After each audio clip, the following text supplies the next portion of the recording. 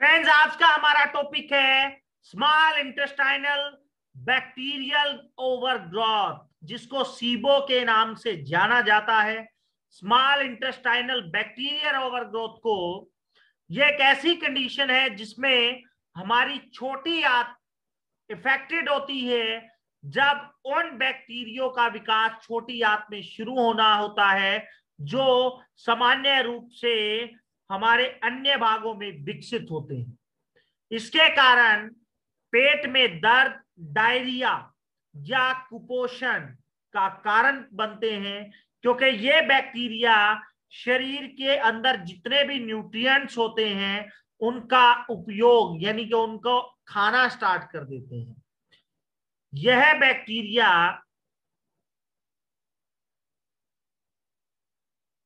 अगर problems imbalance हो जाए तो और ज्यादा प्रॉब्लम्स क्रिएट होती हैं। बैक्टीरिया अगर ज्यादा हो जाए तो और प्रॉब्लम्स हो सकती है।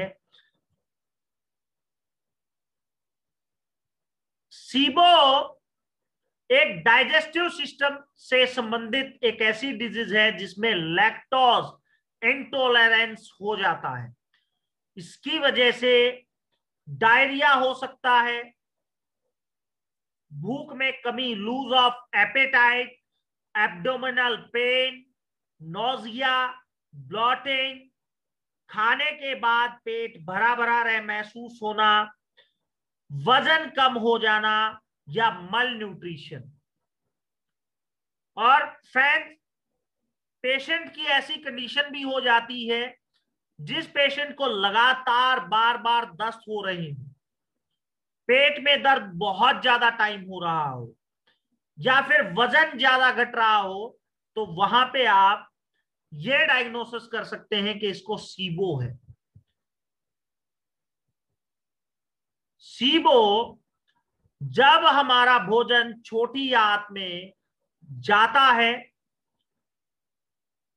तो उसमें बैक्टीरिया बढ़ते हैं और लंबे समय तक छोटी आंत में रहते हैं और भोजन को पचाने में मदद करने वाले अच्छे बैक्टीरिया हानिकारक बैक्टीरिया के साथ नहीं रह पाते हैं और बुरे बैक्टीरिया बहुत ज्यादा और जल्दी मात्रा में बढ़ जाते हैं, जिसके कारण सीबो बनता है।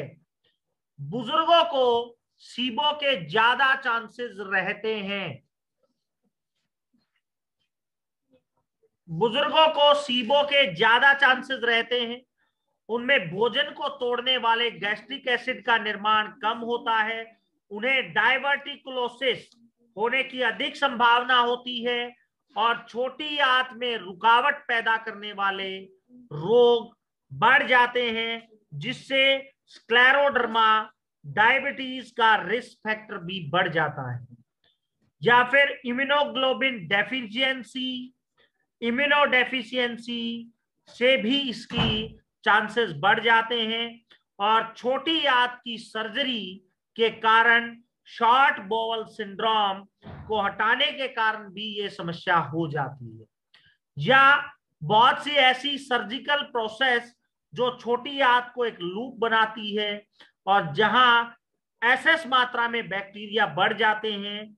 बिलरॉथ जो एक प्रकार का पेट निकालने वाला गैस्ट्रोकॉमी है, इरिटेबल बाउल सिंड्रोम के कुछ मामलों में भी सीबो हो सकता है।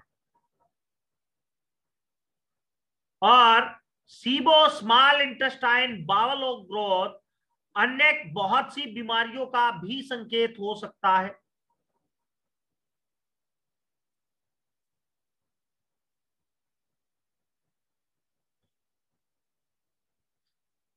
जिससे स्मॉल इंटेस्टाइन्स के काम पे इफेक्ट पड़ता है, जैसे वसा, कार्बोहाइड्रेट्स और प्रोटीन का एब्जॉर्प्शन पुअर हो जाता है।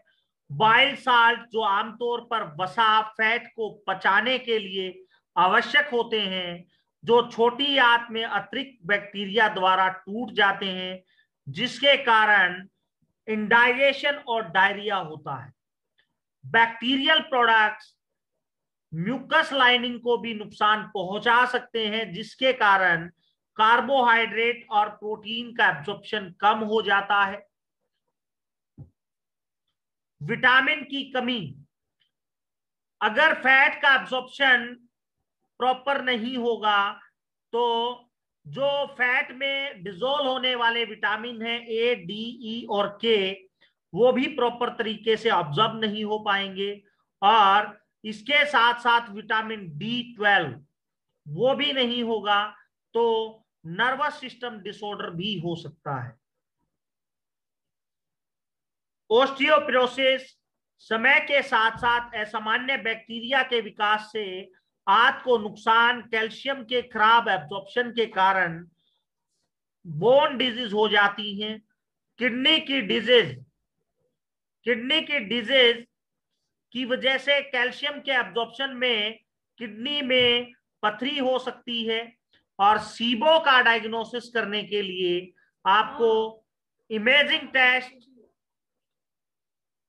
X ray, CT scan, MRI, anaemia, vitamin की कमी, blood test, stool test, lactose breath test, small intestine aspirate and fluid culture, ये सारी चीजें आप टेस्ट करा सकते हैं।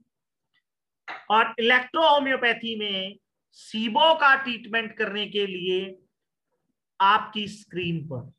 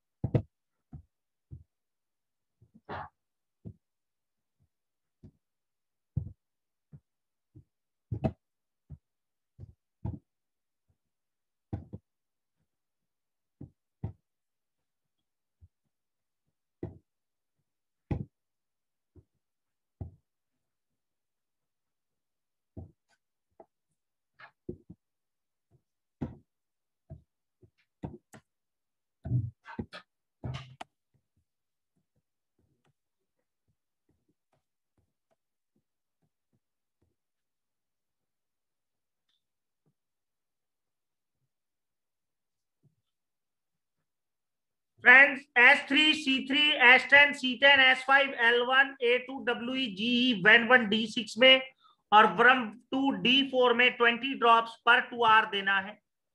बहुत मिरेकल रिजल्ट्स मिलेंगे आपको। इसमें आपको IBS में भी अच्छा रिजल्ट मिलेगा, नोजिया में भी, फटिग में भी, वेट लॉस में भी, डायरिया में भी बहुत मिरेकल रिजल्ट्स मिलेंगे फ्रेंड्स। और आपका patient with in 3 days cure हो जाएगा।